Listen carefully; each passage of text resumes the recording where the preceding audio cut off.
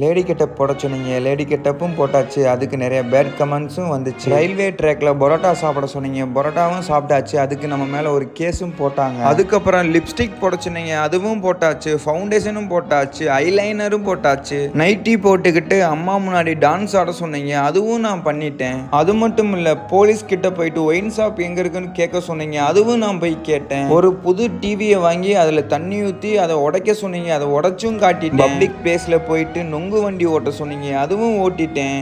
Water மெலனில் helmet பண்ணி அது public reaction video எடுக்க சொன்னீங்க, அதுவும் நான் எடுத்துட்டேன். 5 நிமிஷத்தில் 50 பானிபூரியும் 2 நிமிஷத்தில் 10 ஹாஃப் ஆயிலும் சாப்பிட சொன்னீங்க, அதுவும் சாப்பிட்டுட்டேன்.